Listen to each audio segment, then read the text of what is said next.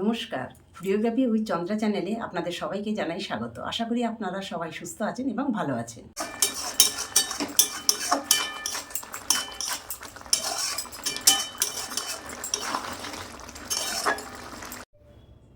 আজ আপনাদের ফুলকপি আলুর পোস্ত করে দেখাবো।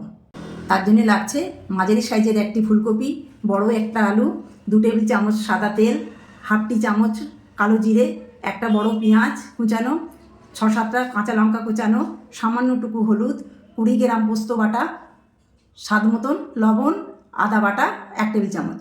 কড়া গরম হয়ে এসেছে, এর মধ্যে আমি 2 টেবিল চামচ সাদা তেল দিয়ে দিলাম, কালো জিরে ফোড়ন দিলাম, কালো জিরেটা ঘষে দিলাম, এর মধ্যে পেঁয়াজ কুচি লঙ্কা কুচি দিয়ে দিলাম,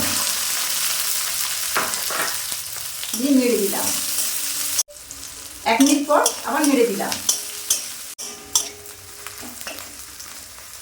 পেঁয়াজটা আদা ভাজা হয়ে এসেছে, এর মধ্যে আমি আলু ফুলকপি দিয়ে দিলাম, দিয়ে নেড়ে নিলাম।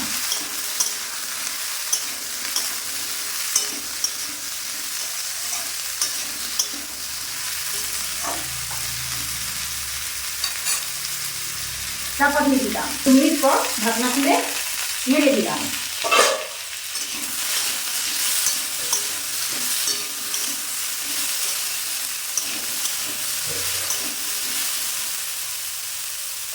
আবার ঢাকনা চাপা দিয়ে দিলাম।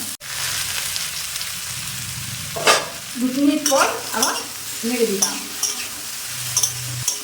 এর মধ্যে আদা বাটা দিয়ে দিলাম,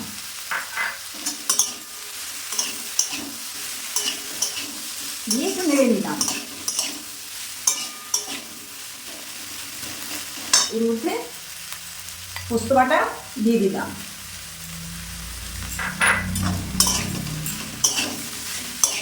দিয়ে নেড়ে নিলাম।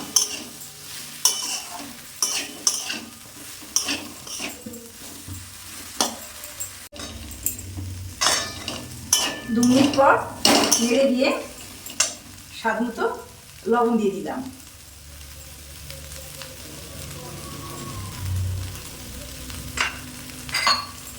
সামান্য হলুদ দিয়ে দিলাম, দিয়ে নেড়ে দিলাম।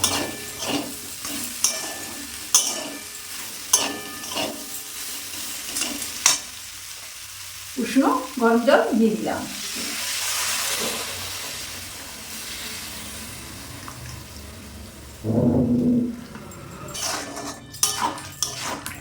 নেড়ে চেড়ে নিয়ে ঢাকনা দিয়ে দিলাম।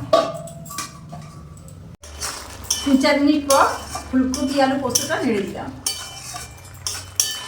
দিয়ে চাপা দিলাম। ফুলকপি আলু পোস্ত হয়ে গেছে, এবার আমি একটি পাত্রে নামিয়ে নিলাম।